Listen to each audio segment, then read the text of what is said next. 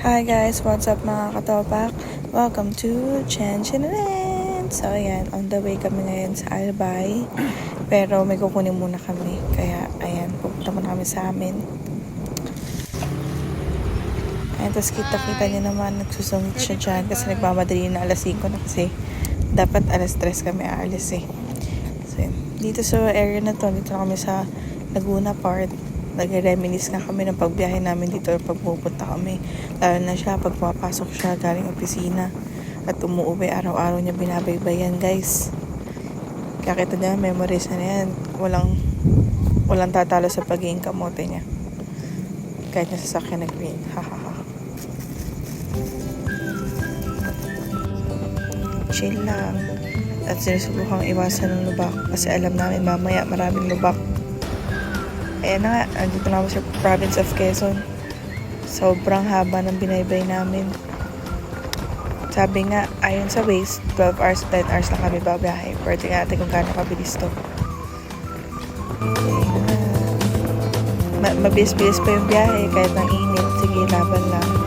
Mga 4 na stopover lang naman kami sa buong biyahe namin sa Albay. Ayun na, kada nakikita namin yung signage na Bicol, di namin magawang hindi ma-excite. Ito nga, sabi nga niya, para daw kami nasa EDSA kasi yung panel. EDSA Gaming. Ito na ang moment of truth. Ilang jackpot kaya ang malulusutan?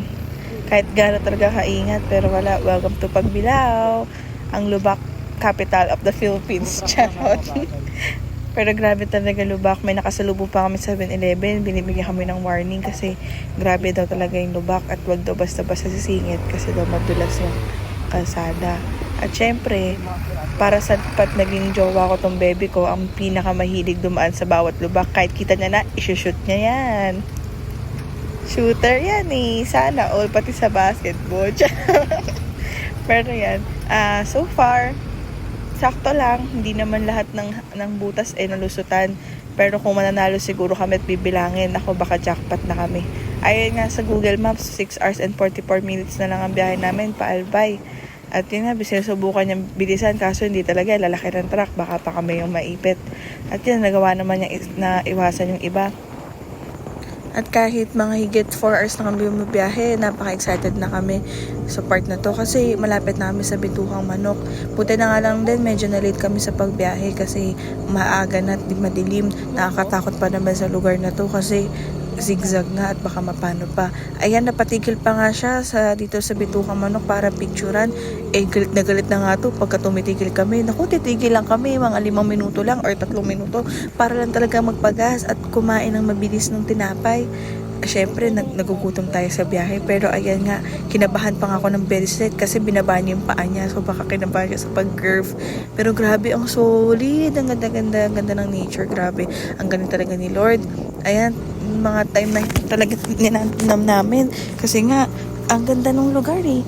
So yan, binabagalan talaga niya kahit na merong gusto nang humarurot sa likod namin. Sige, go, humarurot ka. Pero kami, nam-nam to the max. Kahit nagmamadali kami, talagang sinavor namin yung moment na yan. So yan, tuwan-tuwa siya. Sayang kung maririnig nyo lang, gumaganyan-ganyan pa yan sa background. Grabe, ang ganda.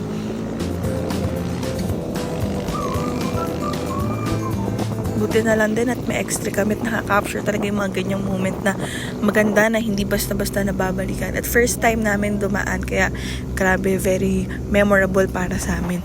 At syempre kahit gaano pa katagal ang biyahe, tuwan-tuwa naman kami. Parang gusto na namin tumalon at tumigil at tumalon sa dagat. Naku, apakaganda, grabe. Apakasarap naman din sa feeling na may ganun sa paligid mo. At syempre ito na yung parang bypass road nga. Ayan, ang haba-haba ng binahe namin dyan. Tapos nung una pa nga nakakakaba pa nga kasi kami lang yung nasa daan. Pero yan talaga, masasavor mo talaga yung nature. Masasabi mo talaga, thank you Lord, ang ganda-ganda ng paligid, ang ganda-ganda. Ayun, bilang nagpapasin, naiinis pa ako dyan kasi no hand siya eh. Diyos ko po, sa bilis namin, tas ganyan. Pero wag kayo mag-alala kasi naka-fast forward lang itong video. Hindi naman kami ganyan kabilis, ano kami. So ayan nga, tuloy-tuloy lang kami sa pagbiyahe. Walang iinda sa masakit na puwet. Kahit sobrang sakit na kasi 10 hours ba naman mahigit kayo bumiyahe. Almost 12 hours. papunta dito sa Albay, pero grabe, sobrang worth it. Ayan nga, sobrang may pagpalo pa yan sa Manibela, Bicol, gumaganon pa yan. Sobrang excited. At yan na nga, dito na kami finally sa gateway to Bicolandia. Can't wait. See you mayon. Kala ko nga malapit na pero grabe, apakahaba pa rin pala ng babiyahin kahit na dumaan na kami dun sa gateway to Bicolandia na yun. Ng mga oras na yan, taga lahat ng makita niyang signage na Bicol, tuwan-tuwa at excited, tinuturo-turo pa sa akin. Ayan, ayon sa Google Maps, may 4 hours and 21 minutes na lang kami para bumiyahe. Namnamin lang natin ang kalikasan habang kami bumabiyahe. Grabe. Ito na, nagugulat na nga ako, bigla nagpipeace sign. Ganda. So, ayan na nga. Medyo malapit na kami. Nakita na namin, sumilip na si Mayon. Grabe, sobrang kilig kami kahit sobrang layo pa namin. Yung driver ko, di mo maisip Di mo alam kung gusto niya bang paliparin na yung motor na para makarating agad. Pero grabe, sobrang satisfying yung 10 oras na pag-upo namin. Worth it. At yung sakit ng puwet, worth it. Nakita namin si Mayon, parang nawala lahat ng pagod namin sa pagbiyahe. Sheesh. Ang ganda-ganda. Layo-layo pa, pero ang ganda. Napatigil nga kami dyan para magpicture at tumawag na rin kami sa mga mahal sa buhay namin. At lalo na sa pamilya niya na di namin sinabi na ngayon kami bumabiyahe. Kaya lang kami bumabiyahe, syempre kasi may mahalagang araw kami na isa-celebrate dito sa Mayon.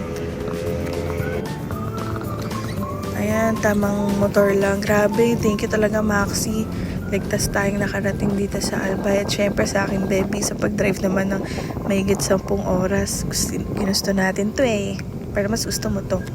Hahaha. So, ayan, malapit na kami. Mga 30 minutes away na lang kami mula dun sa binook namin na hotel. At ayan nga, nakita namin si Mayon. Grabe, pakaganda talaga. Parang gusto na lang namin talaga tumigil sa gitna ng daan at namin yung itsura niya. Ay nga, sabi ko, tara, picture tayo. Para syempre, may picture na kami. Pero grabe, napababa pa rin kami kasi sobrang ganda. At talaga, napakabait niya kasi unang araw pa lang, kakadating pa lang namin, pero nagpakita na siya, di ba? Ayan nga, water break daw muna si kuya mo. Aquafast, baka naman. Ayan, syempre, si Maxi. Very good talaga yan. Napakaganda. Ang sarap ng buhay probinsya. Sarap hindi bumalik sa Manila, pero syempre hindi pwede.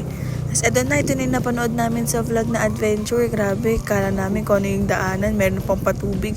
At tawa pa nga ako kasi may nakita kami talaga lumulubog na yung kanyang gulong. Pero mukhang ganun talaga yung daanan. Ayan, napavideo lang ako kasi na-amaze ako may tubig. Wala lang.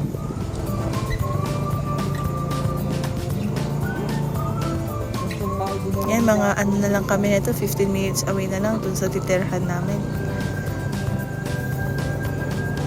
Ito na nga, dumating na kami sa Onju Hotel and Events Place. So, ayan nga, punta muna kami sa lobby kasi syempre mag-check-in na kami. Nakapabook na pala kami. Ang binook lang namin ay para sa ngayong araw at syempre mag-extend na lang kami. So, ayan, na yung napupunta sa aming room. Ganyan yung view, may swimming pool din sila. Pero yung pool nila, 200 para sa adult. 150 naman para sa kids. Pero grabe talaga yung view. Kitang-kita si Mayon. Yung kinuha pala namin is yung couple room. At ito yung itsura ng kwarto. Ayan, so may makikita kayong mesa. Syempre yung aircon. At syempre outfit check muna kahit 10 hours nakaupo. Yung kama, at may una, at may naka-heart pang tuwalya. At syempre yung CR, pwede na. Ang mahalaga, may bidet para pasado kay baby. Ayan, check naman sila. Ayan, so yan. Ito, 1.8 per night to dito sa couple room na to. At syempre, ito naman, meron din silang restaurant kung saan pwede kayo kumain. So, ayan, dito na lang din kami umorder. Pinilit ko nga si baby dito na lang kumain kasi nga, pagod na parang gusto ko na lang din magpahinga muna sa ngayong araw at bukas na lang kami gumala. Ito, nakakain kami. Ang akin ay beef steak, sa kanya naman ay Bicol Express. At syempre may in-order din kaming sisig pero inaantay pa namin. Ayun na nga, syempre ba't hindi pa namin palalagpasin na matikman ng Bicol Express dito sa Bicol. Ayan nga, ang gagawin namin ng aming ritual, ang pag-cheers ng pagkain. Yummy! Unang kagat, sarap. So, ito na nga, dumating na yung sisig. So, ayan, may sizzling pa yung tunog. Basta yun. Grabe, unang kain pa lang namin to na kanin sa buong araw na binyahe. Buong araw talaga. Basta sa buong oras na binyahe namin. Napaka worth it, napakasarap. At syempre, yun nga, medyo affordable naman. Ang pagkain nila nagsa-start ng 150 pataas. Pero okay naman, big naman yung serving. Madami rin kanin, nabusog na kami. Di rin namin naubos yung kanin dun sa kasama ng sisig kasi talaga grabing busog na kami. At meron na pala yun na drinks. Tapos ayan, ito yung view naman sa gabi nila.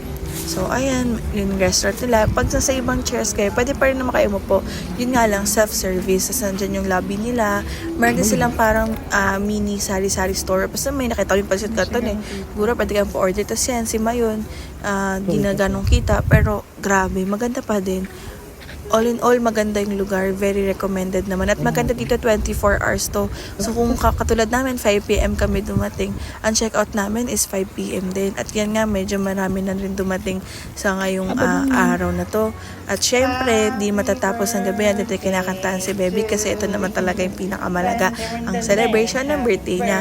Pero dahil nga, May 1 pa lang, so yan, sinalubong namin yung birthday niya. At dahil napaisip kami na wala na makakain ng cake, so ayan, lighter na lang. Tapos kinakain na kasi niya yung Oreo na dapat gagawin kong cake. Pero yun, happy birthday, Baby, my love! Pasensya na kayo guys kasi lasing na talaga siya dyan eh. Nag 1-on-1 ba naman kami sa isang bote ng Alfonso. Happy birthday! Siyempre, gusto ko lang din magpasalamat sa baby ko kasi siya din nag-initiate ng alis namin na to. At siyempre, nakarating kami ng safe. Yun lang, sana ma-receive mo lahat ng wish mo sa buhay. At siyempre, maging successful ka in life. So, sana sa masusunod na trip, ako pa rin yung kasama mo.